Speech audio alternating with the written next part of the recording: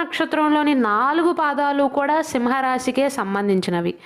సింహరాశి వారికి సంవత్సరంలో ఆదాయము 11, వ్యయం కూడా 11.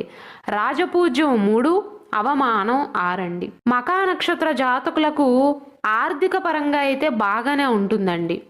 ఎందుకంటే మొదట్లో గురువు 10వ ఇంట్లో ఉంటాడు. కాబట్టి ఆర్థిక లాభాలు, ఉద్యోగం ద్వారా డబ్బు సంపాదించే అవకాశాలు, భూమి, ఆస్తులను కొనుగోలు చేసే అవకాశాలు లేదా ఇతర పెట్టుబడులు చేసే అవకాశాలు, దాని ద్వారా భవిష్యత్తులో లాభాలను వచ్చేవిలాగా ఉంటాయి. మొదటి కొన్ని నెలలు మాత్రం ఆర్థిక పరంగా అనుకూలంగా ఉంటాయండి. అయితే మకా నక్షత్ర జాతకులు, ముఖ్యంగా గృహిణీలు, ఈ సంవత్సరంలో ఖరీదైన వస్తువులు కొనుగోలు చేసే అవకాశాలు ఉంటాయి. ఆర్థికంగా కొంత స్థిరపడిన వారు వాహనాలను కొనుగోలు చేసే అవకాశాలు ఉంటాయి లేదా ఇంటి మరమ్మతులను చేపట్టే అవకాశాలు ఉంటాయి. సంవత్సరం మొదట్లో అయితే మకా నక్షత్ర జాతకుల యొక్క ఆర్థిక స్థితి అనేది మెరుగుపడుతుంది.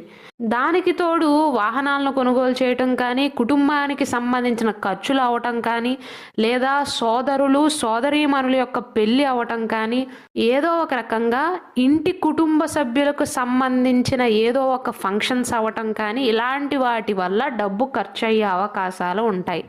మే 14వ తారీఖు తర్వాత గురువు 10వ స్థానాన్ని విడిచిపెట్టి 11వ స్థానంలోకి వెళ్తాడు. ఇది కూడా కొంత అనుకూలమైనటువంటి స్థానమే. ఆదాయం అనేది స్థిరంగా పెరుగుతుంది. ఎక్కడైనా ఆగిపోయిన డబ్బు ఉన్నట్లయితే ఇది తిరిగి పొందే అవకాశాలు ఉంటాయి. పొదుపు కూడా చేయగలుగుతారు. దానితో పాటు ఖర్చు కూడా పెడతారు. అయితే ఆర్థిక పరంగా అంతా బాగానే ఉంది కదండి, మిశ్రమంగా ఉందంటున్నారు ఏంటి అనుకోవచ్చు. మే నెలలో రాహు 7వ ఇంట్లోకి వెళ్తాడు.